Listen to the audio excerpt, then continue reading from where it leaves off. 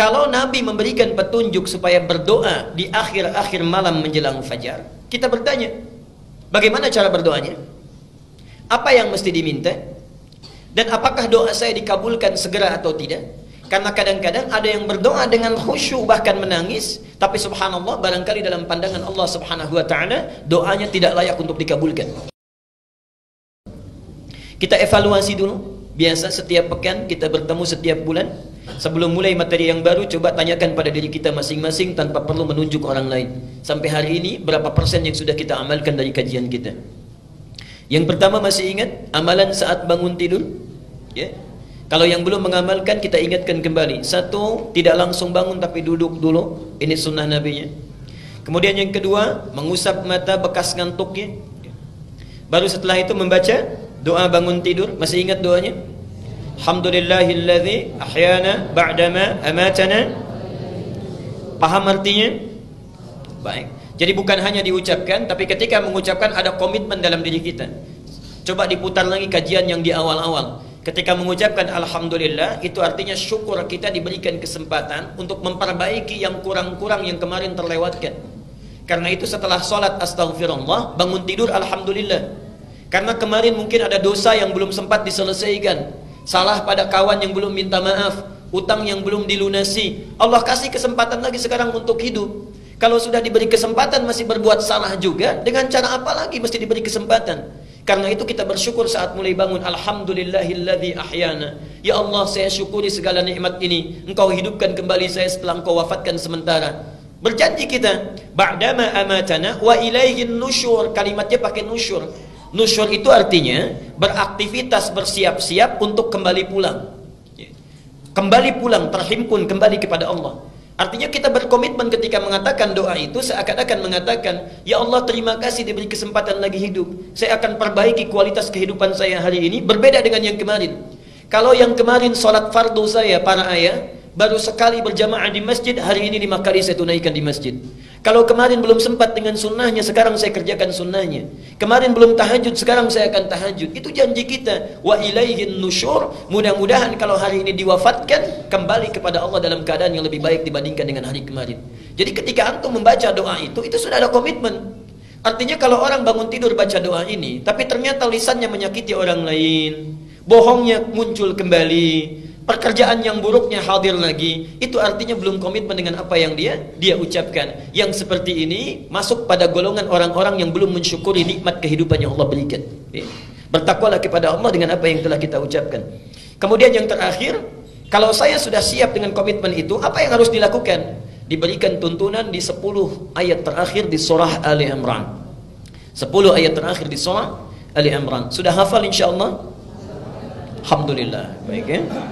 InsyaAllahnya ada yang siap, ada yang senyum, ada yang tertawa. Nah, ini artinya indikasi yang beraneka ragam, insyaAllah. Baik. Dalilnya tentunya yang lebih lengkap ada di Abu Dawud nomor hadis 1367. Ini dari Ibnu Abbas. Kalau ini sudah dilakukan selesai, kemudian kita bangkit, lalu amalan selanjutnya mencuci kedua telapak tangan kita, kemudian bersiwak atau menggosok gigi, kemudian berwudu, menyempurnakan wudu, bersiap menunaikan tahajud. Ingat, yang ikut kajian sunnah Nabi ini artinya orang-orang yang sudah berkomitmen memperbaiki keadaan diri. Artinya dengan kata lain, sudah siap mengikuti segala yang Nabi tunjukkan sesuai dengan kadar kemampuannya. Kalau dalam materi ini ada materi tahajud, artinya sudah punya rencana, besok saya mesti tahajud. Begini sifat Nabi tahajudnya. Ya. Kemudian bangun, cuci kedua telapak tangannya, kemudian menggosok gigi, berwudu dengan sempurna. Bagi yang melakukan hubungan suami istri bermandi janabah dulu, kemudian sebelum menghadap Allah dalam tahajudnya. Hadisnya telah saya terangkan. Baik, kemudian apa keutamaan salat tahajud? Ini juga sudah dibahas ya. Jadi kalau bisa bangunnya itu bukan bangunnya saat fajar. Yang bangun saat dipanggil salat fajar itu yang belum ikut kajian sunnah Nabi. Ya. Yang belum ikut kajian sunnah Nabi itu dibangun saat dipanggil saat fajar. Misal azannya subuh 4.25. Yang belum ikut kajian sunnah Nabawi 4.25 dipanggil, saat itu dia bangun. Yang ikut kajian sunnah Nabi sebelum dipanggil sudah bangun. Ya. Karena ada ketentuan tahajud, ada praktek yang harus kita lakukan. Subhanallah. Nah, yang belum ikut taklim sama sekali dipanggil 4.25, datang jam 5:24. Nah, itu barangkali mesti diperbaiki ya. Nah, keutamaannya sudah. Apa motivasinya supaya mau bangun tahajud? Ini sudah kita uraikan. Ada keutamaan-keutamaan besar yang bisa kita dapatkan. Allah menjamin misalnya memudahkan pekerjaannya, kemudian membimbing apa yang dikerjakan, membebaskan dari segala kesulitan, dan membantu dia saat dia berada dalam kesulitan tanpa perantara, dan yang lain-lain sebagainya. Sifat tahajud Nabi ini sudah pernah kita bahas. Jadi antum kalau mau tahajud, bagaimana cara Nabi tahajud? Ini sudah saya uraikan, ya. Bagus dan panjang bacaannya, silahkan pilih sesuai dengan kemampuan. Kadang Nabi menunaikan 11, kadang Nabi menunaikan 13, tapi semua dilakukan dengan penuh kekhusyuan. Kadang dilakukan pertengahan malam, kadang di akhir-akhir malam. Kalau awal malam, rumusnya antum bangun, sholat kemudian istirahat dulu, dan bangun lagi bersiap-siap untuk fajar. Kalau rumusnya di sepertiga malam, maka tidak ada jeda untuk tiduran lagi, ya. Itu barangkali untuk mengingatkan. Nah, pertemuan yang lalu kita sudah sampai pada bahasan mengenai sunnah pasca tahajud. Di pertemuan lalu sudah kita bahas bagian yang kedua, ya. Yang pertama memperbanyak istighfar, ini sudah kita bahas. Yang kedua kita sampai atau selesai di memperbanyak doa. Jadi kalau sudah tahajud sambil menunggu fajar, apa yang dilakukan? Satu, sifat pengikut Nabi itu yang ikut dengan sunnahnya, yang pertama memperbanyak istighfar kepada Allah Subhanahu wa taala. Dalilnya sudah pernah saya sampaikan, bahkan keutamaannya dijamin di surah ke-51 ayat 15 sampai dengan 23. Tepat di ayat ke-18-nya Allah sampaikan, wabil asharihum yastaghfirun. Ada orang-orang yang sesaat menjelang fajar setelah tahajudnya dia perbanyak istighfar kepada Allah Subhanahu wa taala. Orang ini akan ditempatkan oleh Allah di taman surga, bukan surga biasa, di taman surga. Innal muttaqina fi jannatin wa uyun. Sungguh orang-orang yang bertakwa sebagiannya ada yang punya tempat tinggal di surga di tamannya. Akhidhina ma atahum rabbuhum. Keutamaan taman surga itu, kalau butuh apa-apa Allah yang langsung berikan tanpa perantara. Jadi kalau surga yang lainnya, misal ingin minum, itu datang pelayan surga, namanya wildanun muhalladun bi akwabi wa abarika wa ka'sim min ma'in. Anda ingin minum, dibawakan yang gelasnya saja terbuat dari kilauan mutiara dan emas yang belum pernah kita lihat, belum pernah kita dengar, dan belum pernah terlintas dalam pikiran kita. Itu surga biasa. Taman surga tidak. Anda butuh apapun, Allah yang langsung memberikan tanpa perantara. Kun fayakun. Akhidhina ma atahum rabbuhum innahum kanu qabla dzalika muhsinin. Mereka itu orang-orang baik saat di dunia. Apa amalannya? Kanu qalilan minal laili ma yahja'un. Satu, sedikit tidurnya, banyak tahajudnya.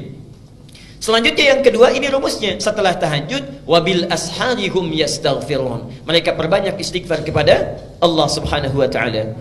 Kemudian kita selesai kemarin di pembahasan doa. Nah, disinilah kita berhenti kemarin dan akan kita teruskan. Bapak dan Ibu sekalian, saya sudah sampai pada pembahasan doa-doa sunnah yang bisa dibaca setelah tahajud. Kita berhenti di sini kemarin, okay?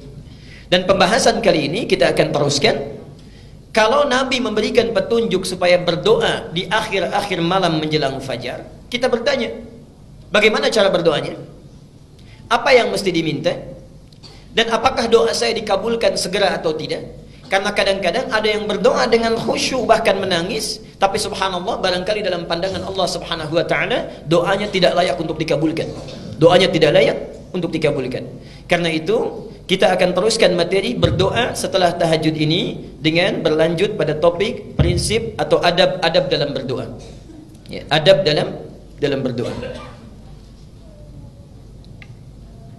Silakan dicatat dulu dalilnya kalau yang ingin mencatat. Kalau yang ingin soft copy-nya nanti di akhir ta'lim bisa diambil. Ini dalilnya. Okay. Bapak dan Ibu sekalian, kita mulai dulu inti uraiannya. Kita mulai dengan pengantar dulu prinsip doa. Al-Baqarah 186, Al-Mu'min atau Ghafir surah ke-40 ayat 60. Gak apa-apa, nanti saya putar kembali Bu ya, supaya lebih kejelasan. Saya akan tuliskan. Sebentar. Maaf, kelihatan insyaallah. Apa yang dilihat? Saya belum nulis apa-apa. Ada? Bismillah. Pak, kalau saya menulis bisa jelas insyaallah? Baik ya. Buka Quran surah kedua Al-Baqarah ayat 186 dan Quran surah 40 Al-Mu'min ayat 60. Perhatikan prinsip doa yang pertama. Jadi ini indahnya teori Al-Quran. Sebelum diminta berdoa, dijelaskan dulu ya. Prinsip doa seperti ini, keutamaannya seperti ini. Lalu diterangkan silahkan kalau ingin berdoa begini adabnya. Lalu ditunjukkan contoh orang-orang yang pernah berdoa begini. Doanya seperti ini dan cara pengabulannya seperti ini. Kurang lengkap apa lagi ya.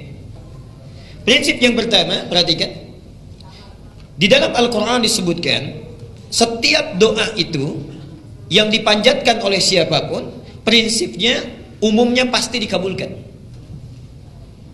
Setiap doa yang dipanjatkan umumnya seharusnya selalu terkabul. Jadi prinsip utamanya, sepanjang kita meminta, seharusnya Allah pasti mengabulkan. Minta apa saja yang sifatnya wajar. Okay? Apa dalilnya? Mari kita lihat yang pertama. Baik. 1 Al-Baqarah ayat 186. Saya coba tuliskan untuk memberikan penjelasan. Kita hafal ayatnya insyaallah. Wa idza sa'alaka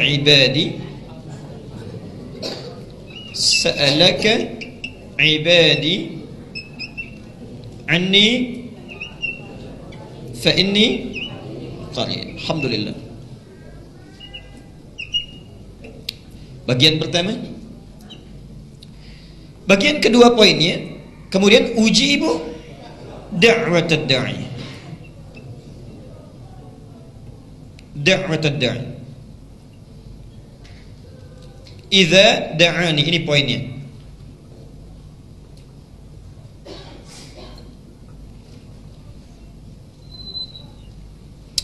Perhatikan sebentarnya. Lalu kita bandingkan dengan di Al-Mu'min atau Ghafir ayat ke-60. Di sini menggunakan kata ujibu, di surat Ghafir menggunakan, perhatikan. Wa qala rabbukum ud'uni astajib lakum. Astajib.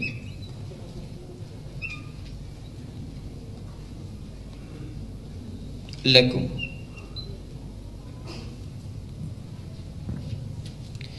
Lihat sini perbedaannya, saya tafsirkan pelan-pelan bagaimana indahnya Allah menguraikan kecenderungan manusia dan jawaban dari doa. Wa idza sa'alaka ibadi.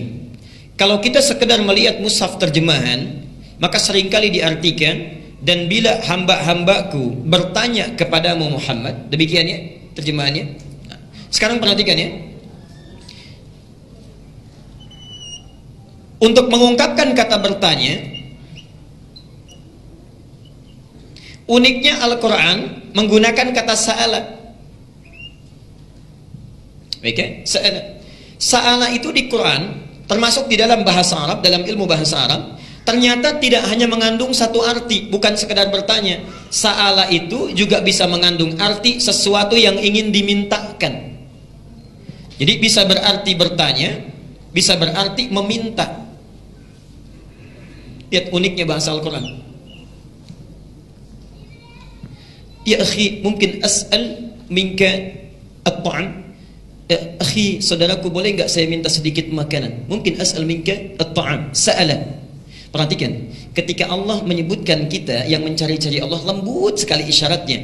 Ya Muhammad, jika ada hambaku bertanya kepadamu, ingin mencari-cari aku, saya ingin tanya, umumnya manusia kalau cari-cari Allah mau apa? Ada maunya.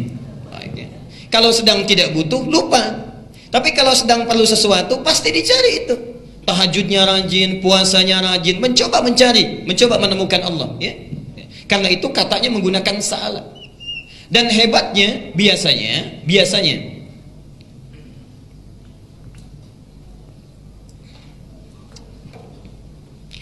di dalam Al-Quran, kata permintaan ini sekaligus pertanyaan itu tidak pernah pakai idza.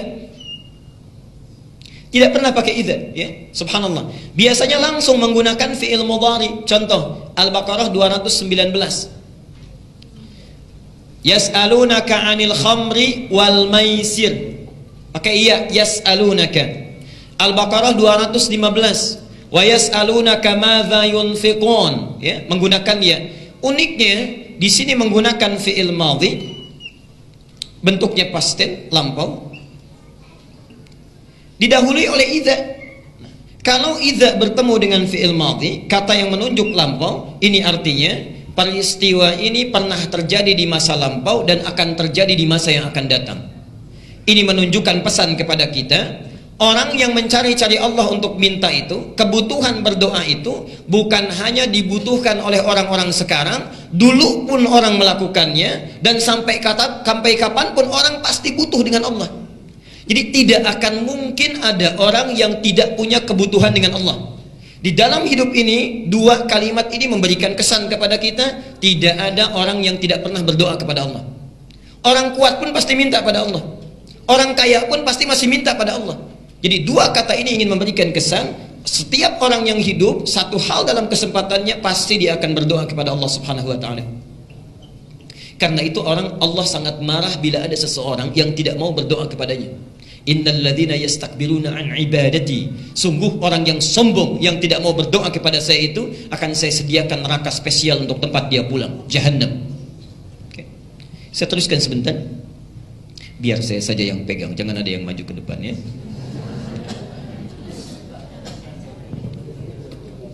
Baik. Lanjutkan. Ibad itu jamak dari kata abdun. Apa itu abdun?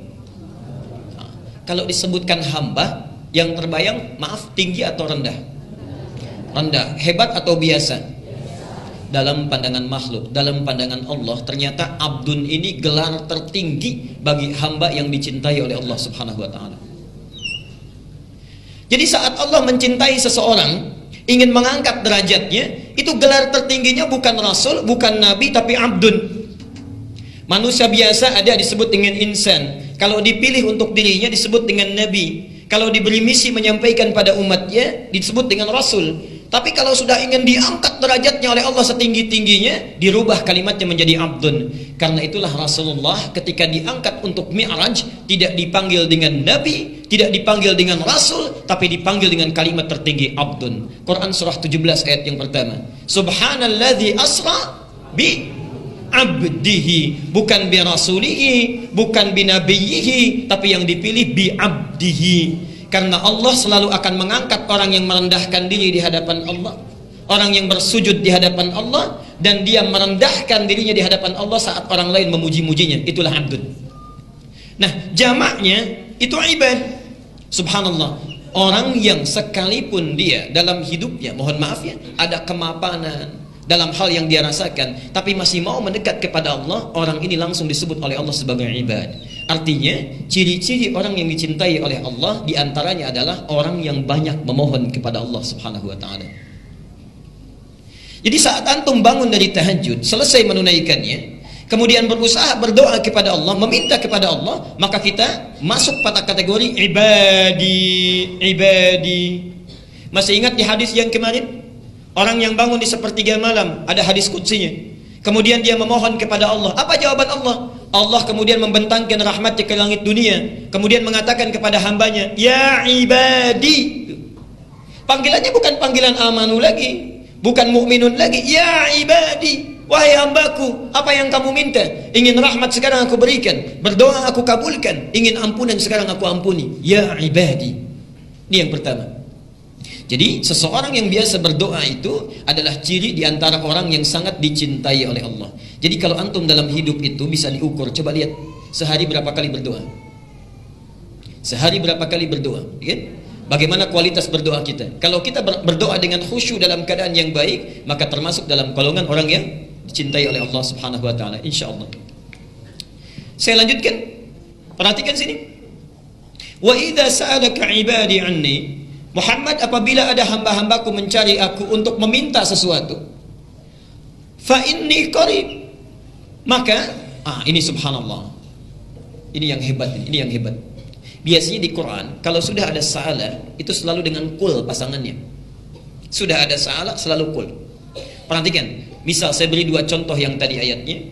Al-Baqarah 215. Yas'alunaka madza yunfiqun. Qul ma anfaqtum min khairin. Setelah yas'alunaka ada qul, katakan. Al-Baqarah 215.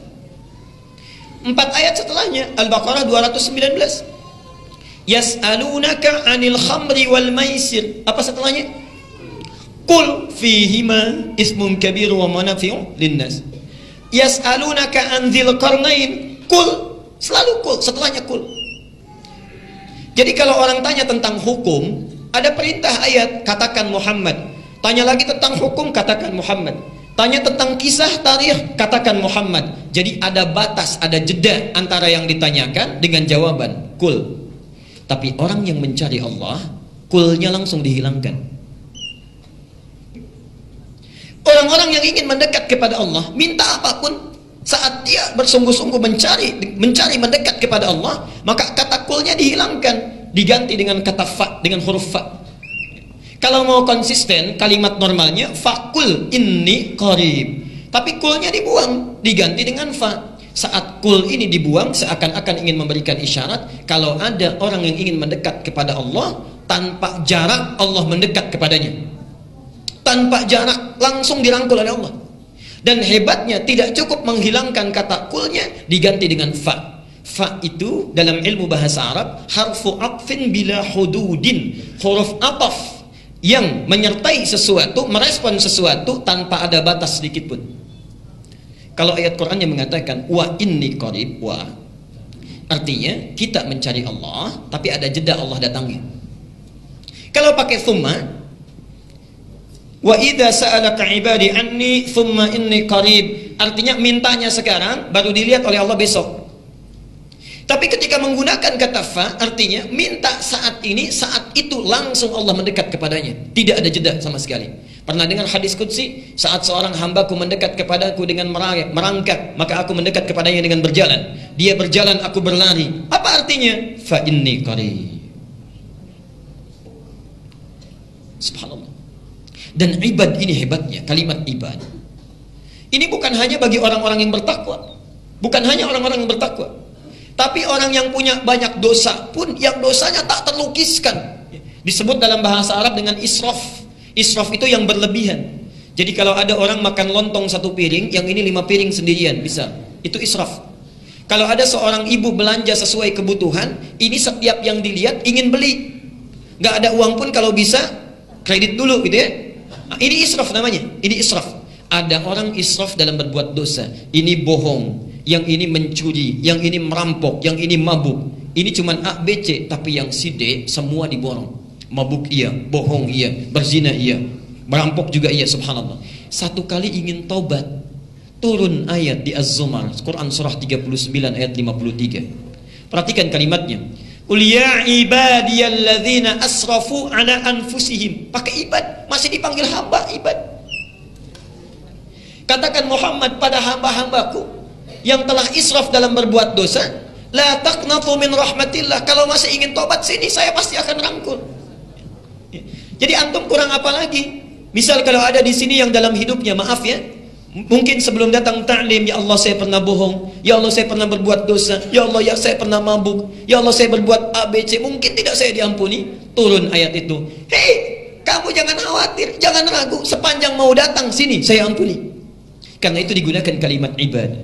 Nah Bapak Ibu sekalian, seakan-akan ayat ini ingin menyampaikan, ini hukum berlaku universal tanpa batasan. Orang yang bangun di keheningan malam memohon kepada Allah, tak peduli apakah dia seorang pemabuk, pembunuh, perampok yang ingin bertobat, Allah ampuni saat itu. Orang punya hajat, Allah berikan saat itu. Tapi yang paling hebat adalah, perhatikan jawabannya, ujib da'watad da'i idza da'an. Kata ujib, ini kata tidak biasa. Dalam ilmu bahasa Arab disebut dengan fi'il mudhari'. Mudhari' itu artinya punya 3 makna. Kalau dalam bahasa Inggris, satu bisa berarti past tense,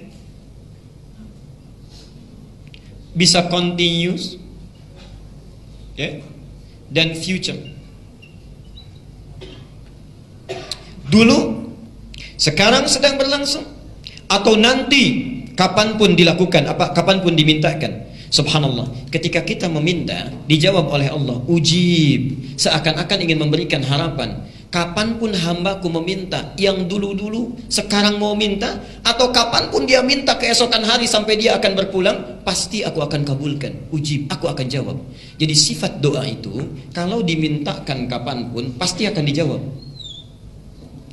Dan uniknya di dalam surah Al-Mu'min atau Ghafir ayat ke-60 dirubah juga dengan kata astajib. Jadi ada yang ditampilkan dengan kata ujib, ada yang ditampilkan dengan kata astajib. Ini cara membacanya. 1, 2. 1 ujibu, 2 astajib. Panjang mana? Ujib atau astajib? Saya ulang. 1 ujib, 2 astajib. Panjang mana? 1 atau 2?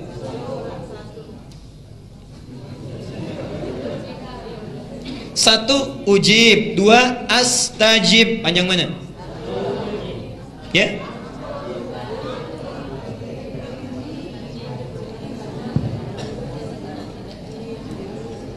Baik, perhatikan sini. 1, 2, 3. 1 ujib. Yang kedua astajib.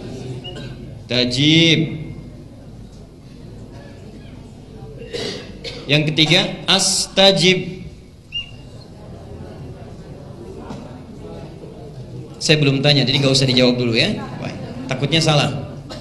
1 ujib, 2 astajib. Panjang mana? 1 atau 2? Nah, sekarang sudah sepakat ya. Ini kita simpan dulu yang ketiga. Panjang yang kedua. Perhatikan. Cara Allah menjawab doa seorang hamba, ujib, singkat. Ada orang yang saat meminta langsung dikabulkan. Saat minta langsung dikabulkan. Karena syaratnya terpenuhi. Yang kedua doanya wajar, saat itu dia butuhkan. Tapi ada orang yang saat meminta, saat ini saat berlangsung doa belum dikabulkan. Karena menurut Allah barangkali belum siap dia untuk menerima apa yang dimintakan. Mungkin nanti seminggu kemudian setelah siap baru diberikan. Ibu bapak punya anak SD baru kelas 6, minta motor, dikasih tidak? Belum tentu dikasih. Setelah dia SMA kelas 1 dikasih. Baik, saat dia kelas 6 SD kita memang punya, uangnya ada, motornya bisa dibeli, tapi belum siap dia untuk menggunakannya. Kita tunda itu sampai dia siap menggunakannya. Kadang-kadang apa yang kita mintakan itu dipandang oleh Allah, kalau saya berikan sekarang ini orang belum siap. Belum siap. Diberikan nanti saat dia siap untuk bisa mengembannya. Kadang-kadang kesiapannya ada di dunia, kadang-kadang kesiapannya diberikan saat di akhirat nanti. Turunlah hadis menyampaikan, tidaklah seorang hamba berdoa kepada Allah kecuali, perhatikan apa yang saya uraikan di atas. Ada yang langsung dikabulkan saat itu juga. Ada yang ditunda sampai dia siap, ada yang kemudian ditangguhkan di akhirat, diberikan yang lebih hebat dibandingkan apa yang dia mohonkan. Nah, karena itu Bapak Ibu sekalian, perhatikan. Yang ini untuk menjawab yang langsung dibutuhkan, yang astajib untuk menjawab apa yang tertunda yang belum didapatkan saat ini. Bisa esok lusa, bisa di akhirat, atau diganti dengan apa yang kita butuhkan dibanding apa yang kita inginkan. Tapi yang paling hebat, perhatikan, iya-nya dibuang. Kalimat normalnya seharusnya astajib, tapi ya-nya dibuang. Untuk meyakinkan sifat Allah yang beda dengan makhluk. Kalau makhluk begini, misal Bapak minta, Ustaz, boleh nggak saya minta ini besok ya? Percaya nggak? Belum tentu. Belum tentu. Ada orang yang percaya, ada orang yang was-was. Benar nggak ya? Ya? Makhluk kadang-kadang kalau menjanjikan sesuatu belum tentu sepenuhnya percaya. Ya. Mohon maaf. Jangankan yang biasa, Ustadz saja kalau sudah ngasih tahu, Ustadz nanti datang insya Allah, masih di SMS juga, di telepon juga, dipastikan juga, artinya kurang yakin, ya. Nah karena itu, untuk membedakan sifat manusia dengan sifat Khalik Allah, ya-nya dibuang, astajib. Ketika ya-nya dibuang untuk meyakinkan pasti saya jawab walaupun bukan saat ini. Jadi berdoa itu nggak ada ruginya. Kalau nggak sekarang, besok nanti dapatnya. Kalau nggak sekarang, yang lainnya akan didapatkan. Jelas sampai sini? Jadi prinsip yang pertama, setiap orang berdoa itu pasti dikabulkan. Baik.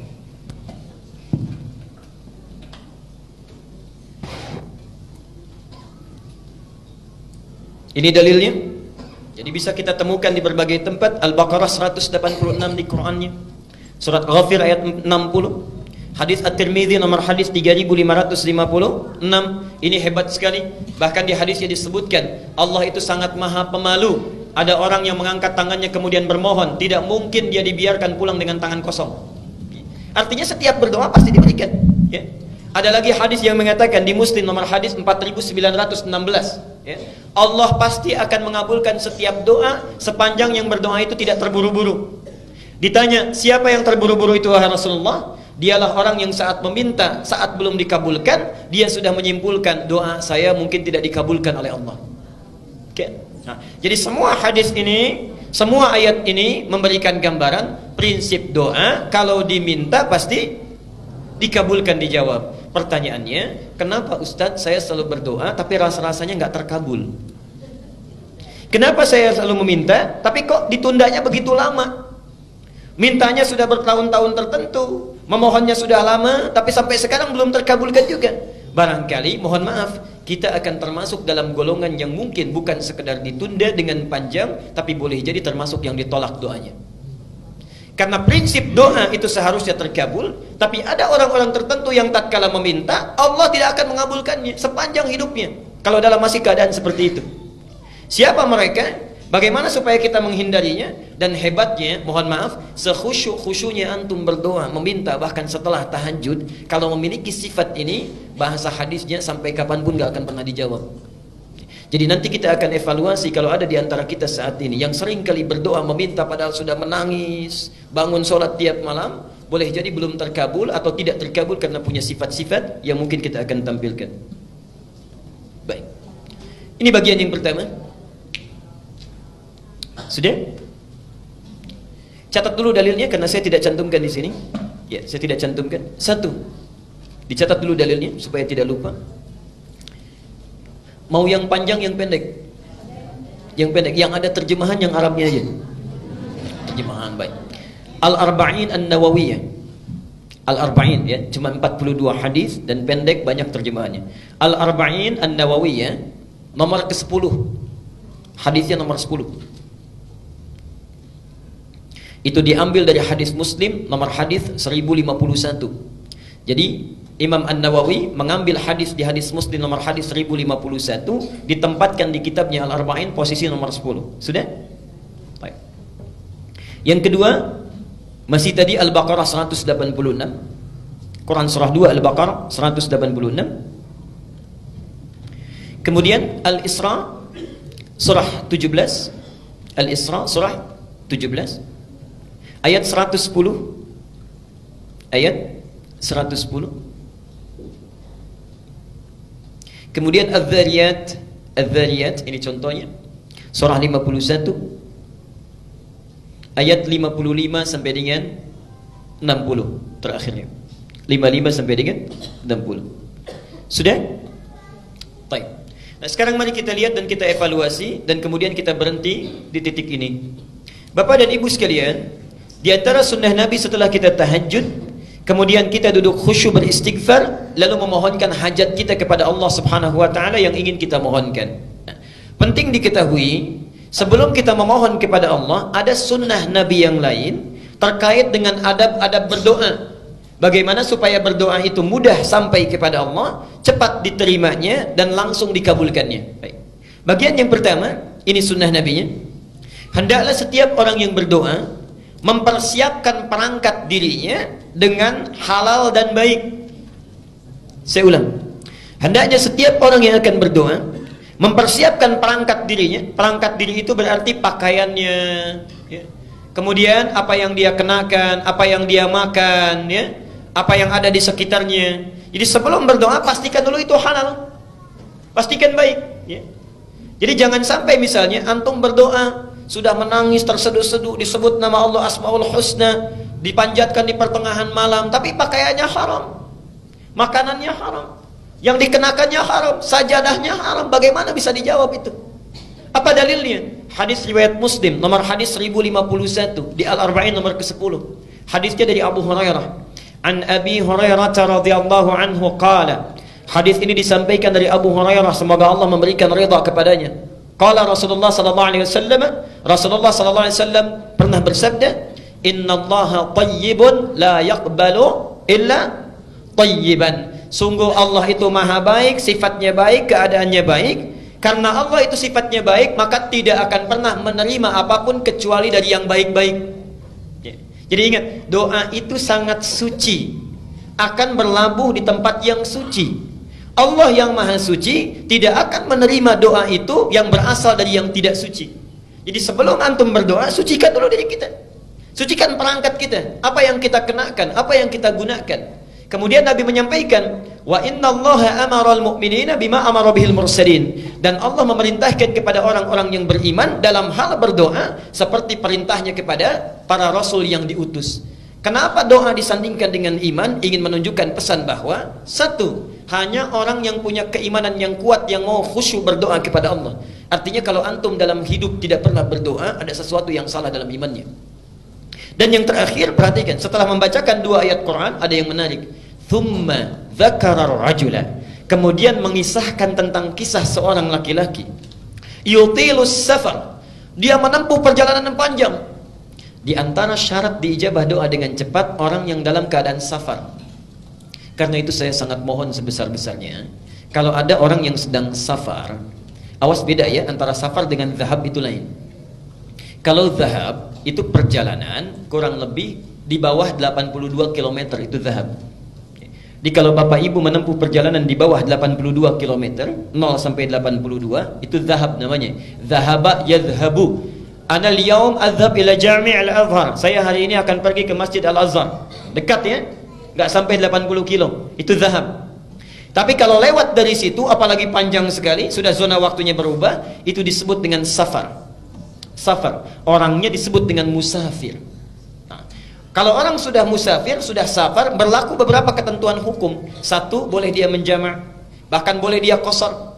Lihat An-Nisa misalnya di ayat 101 disebutkan di sana, wa idza darabtum fil ardi falaysa 'alaikum junahun an taqsuru minas shalah. Kalau Anda bepergian di muka bumi dengan jarak yang cukup jauh, tidak ada dosa kalau ingin mengqasar salat. Yang kedua, ini yang paling hebat, dan ini yang harus betul-betul kita renungkan dan praktekkan. Dalam keadaan safar itu, Allah akan cepat mendengar dan mengabulkan doa yang dipanjatkan. Jadi kalau Bapak Ibu sedang safar, daripada banyak membicarakan hal yang tidak perlu, lihat sana sini dikomentari, kadang-kadang menggosipkan orang lain, tinggalkan yang tidak penting. Kenapa tidak diisi dengan zikir dan doa? Barangkali cara Allah saking sayangnya kepada kita, orang lain doanya belum dikabulkan, ibu bapak dibuat safar supaya saat safar itu Allah mengabulkan doa yang belum terkabul itu. Jadi kalau ada yang ingin sedang umrah, berangkat umrah, atau perjalanan dari sini ke Jawa, ke Sumatera dan sebagainya, saat di pesawat, di kereta, di bis, ayo perbanyak doa. Barangkali itulah cara Allah untuk mengabulkan doa kita, ya. Subhanallah. Itu bagiannya yang pertama. Nah, orang ini sudah memenuhi syarat yang pertama, doanya mesti terkabul, yutilus safar. Tidak cukup dengan itu, asy'atha aghbara. Dan subhanallah, saking capeknya, sampai pakaiannya sudah kumal, wajahnya sudah berantakan penuh dengan debu. Jadi orang ini datang jauh-jauh untuk berdoa mendekat kepada Allah. Satu perjalanan yang dikabulkan, safarnya, doanya cepat dikabulkan oleh Allah, adalah perjalanan yang diniatkan karena Allah subhanahu wa ta'ala. Tapi ada satu perjalanan hebat yang bukan safar, ya, walaupun dekat, tapi kalau kita berdoa, saat itu dikabulkan doanya oleh Allah subhanahu wa ta'ala. Itulah perjalanan orang yang menuntut ilmu.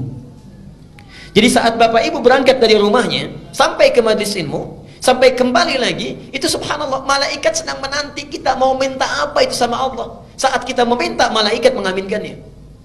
Hadisnya sahih di 3 hadis utama. Hadis Muslim nomor hadis 1389, At-Tirmidzi nomor hadis 2682, Ibnu Majah nomor hadis 219. Hadisnya dari Abu Darda. Ini ada orang yang jalan kaki dari Madinah datang ke Syam, ke Syria, Damaskus, ya. Sekarang Syria, Palestina, Jordania, Syria disebut dengan Syam, ya, dulu. Datang ke sana karena mendengar informasi ada sahabat Nabi Abu Darda, Umar nama aslinya, ya. Darda itu laki-laki perempuan? Tuh, kita sudah keliru. Laki-laki perempuan? Laki-laki, tuh sudah keliru kan? Saya ulang sekali lagi, laki-laki perempuan? Perempuan. Tahu dari mana? Pastikan dulu, kita lihat dulu sumbernya, ya. Ingat, Imam Muslim pernah membuat kitab di Sahih Muslim, ya, babnya namanya Kitabul Masaqat.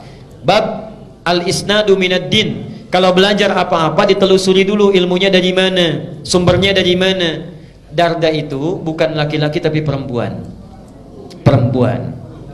Jadi sahabat Nabi ini asalnya orang yang sangat kaya, punya toko banyak, melimpah hartanya. Saat Nabi datang belum masuk Islam. Singkatnya satu kali, subhanallah, singkatnya beliau masuk Islam berubah menjadi zuhud, ya. Segala hartanya disedekahkan, mendekat kepada Allah, subhanallah. Harta yang dia kumpulkan digunakan untuk kepentingan Allah dan Rasulnya. Dan yang paling hebat ada dua hal. Satu, punya teman karib yang selalu menunjukkan kepada kebaikan. Ini contoh bagi kita. Silahkan nanti lihat di Riyadhus Shalihin, itu ada pembahasannya. Teman karibnya Salman Al-Farisi. Ada bab, Imam An-Nawawi menempatkan hadis ini, menyampaikan bab 31 kalau tidak keliru. Salman berkunjung ke rumah Abu Darda. Saat itu Abu Darda sedang puasa. Ketika Salman disuguhi, kata Abu Darda, silahkan makan. Kata Salman, kenapa engkau tidak makan? Saya puasa, saya tidak akan pernah makan sebelum engkau juga makan bersama saya. Ada banyak kisah yang bisa kita gali itu. Nah, Abu Darda ini kenapa disebut dengan Abu Darda? Karena Uwaimir ini punya putri perempuan yang sangat cantik, luar biasa, namanya Darda. Darda inilah ditaksir banyak orang, sampai saat itu ditaksir oleh gubernur Syams. Tidak perlu saya sebutkan orangnya. Ditaksir ingin dinikahi, maharnya besar luar biasa, tapi subhanallah ditolak oleh Abu Darda ini dengan kalimat yang sangat indah sekali. Saya sudah merawatnya puluhan tahun untuk dekat dengan Allah. Sekarang dia sudah baik, saya tidak ingin titipkan pada keadaan seseorang yang kalau dia menjadi pasangan anak saya, bisa lupa dia dengan ketaatan yang telah saya bina itu. Anda bisa bayangkan, kalau bapak ibu misalnya punya anak perempuan, dilamar oleh orang kaya, punya kedudukan besar, segala bisa dikabulkan, diterima atau sulit untuk ditolak? Hah? Baik. Diterima atau sulit untuk ditolak? Lihat, Abu Darda menitipkan harapannya kepada Allah.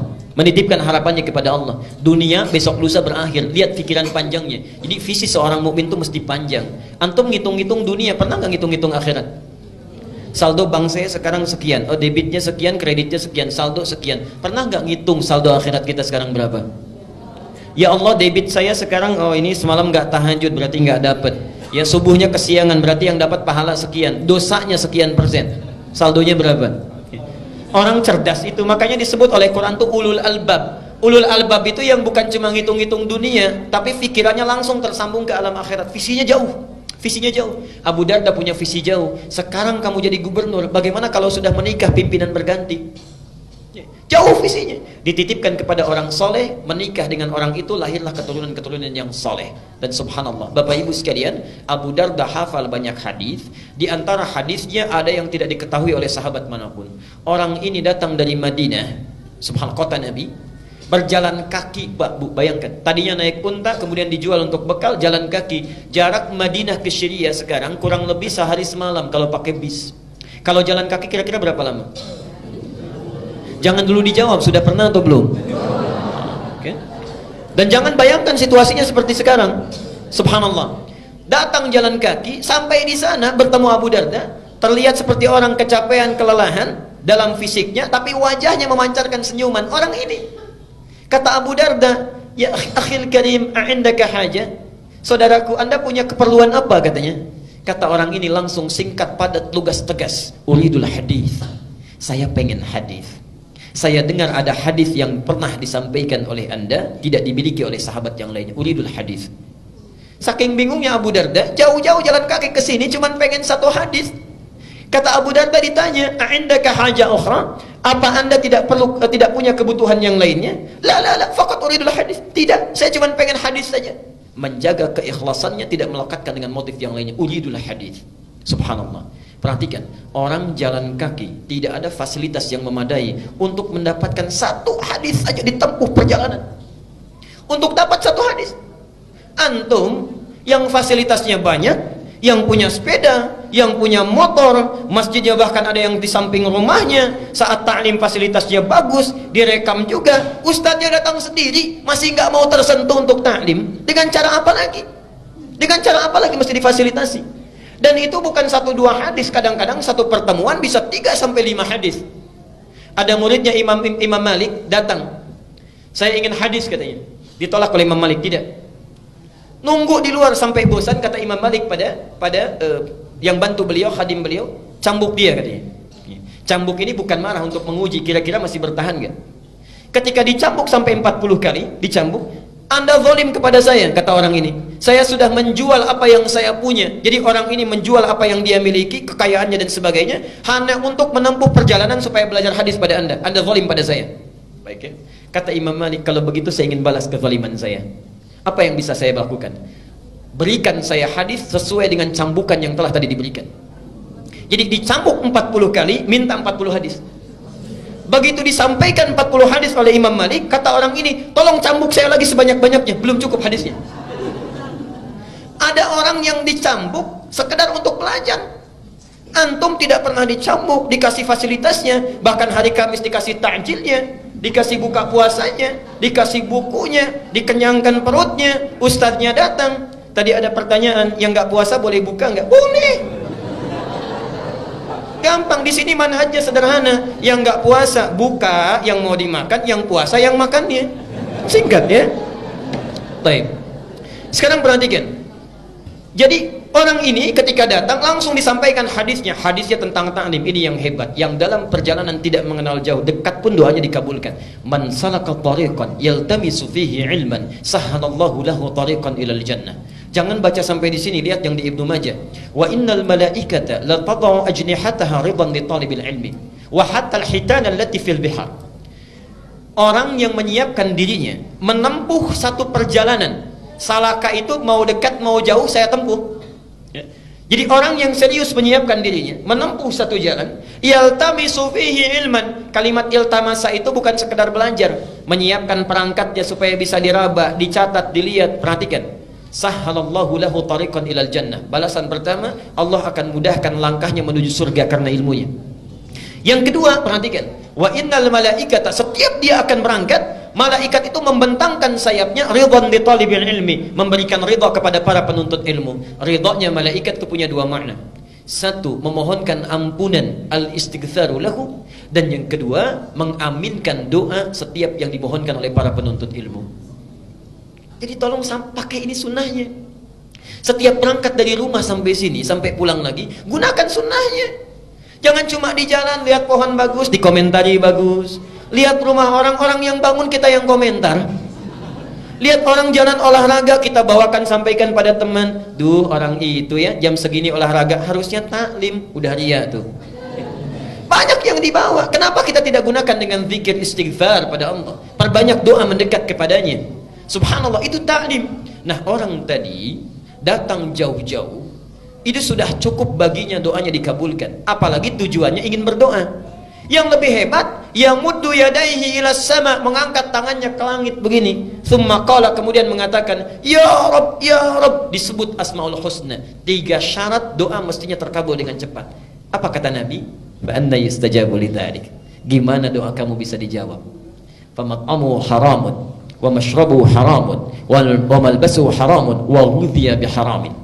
Makanannya haram, minumannya haram, pakaian yang dikenakannya haram, dan perangkat kehidupannya berasal dari yang haram. Orang seperti ini, perhatikan kalimatnya, yustajab itu bukan fi'il madhi tapi fi'il mudhari. Mudhari itu bentuknya past tense continuous future. Jadi orang ini kapanpun meminta, sesulit apapun, menangis darah apapun, gak akan pernah dijawab oleh Allah Subhanahu wa ta'ala selama perangkat hidupnya itu haram. Karena itu bertakwalah kepada Allah. Kita berhenti dulu di bagian yang pertama ini. Jadi kalau antum ingin segera dikabulkan doa oleh Allah, maka coba lihat diri kita sebelum berdoa. Ada yang haram tinggalkan, yang kurang perbaiki, yang sudah bagus pertahankan dalam kehidupan. Saya berhenti dulu, barangkali kita akan dialog dulu. Saya perkenankan kalau ada yang ingin bertanya. Bagi yang menuliskan, silakan dituliskan, nanti bisa dikumpulkan di depan.